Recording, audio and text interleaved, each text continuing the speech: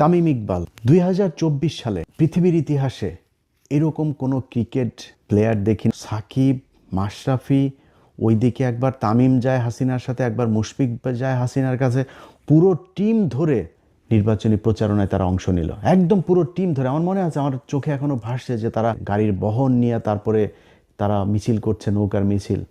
এই পৃথিবীর ইতিহাসে এমন কোনো জায়গা আছে যে এই দেশে এরকম ঘটনা ঘটেছে? পুরো ক্রিকেট টিম ধরে একটা রাজনৈতিক দলের নৌকার মিছিলে যান, আপনারাও এমপি হইতে যান, ভারত থেকে খেলা বন্ধ করে, খেলা থুয়ে দিয়ে তাড়াতাড়ি করে এসে ঢাকায় এসে আপনার সাকিব আল হাসান সে যে কাগজপত্র সাইন করে দিয়ে গেল, মনে আছে আপনাদের?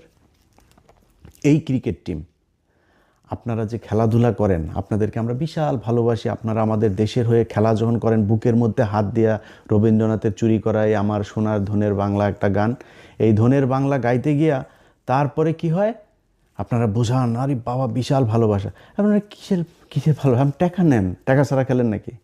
বাংলাদেশের এমন কোনো সেক্টর নাই যে এত টাকার মালিক হওয়া যায়, ক্রিকেট খেললে যত টাকার মালিক হওয়া যায়, কোটি কোটি টাকার মালিক হওয়া যায়।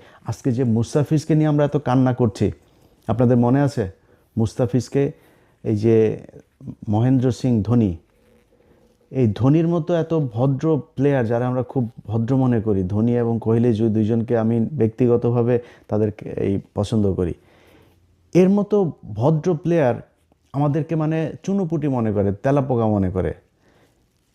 এই মুস্তাফিজরা একবার মনে আছে পিচের মাঝখানে কিভাবে ধাক্কা দিয়ে, ইচ্ছাকৃতভাবে ধাক্কা দিয়ে মুস্তাফিজকে ফেলে দিয়েছিল, মনে আছে আপনাদের?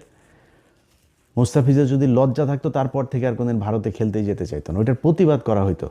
ওনারা ভারতের সামনে গেলে মনে হয় একদম মানে ওই যে আইপিএলে ডাকবে কিনা ওইটা মাথার মধ্যে থাকে, ওইটা মাথায় থাকার কারণেই ওই করে আর কি, মানে ওরা যাই করুক সেটাকে তারা অ্যাকসেপ্ট করে নেয়।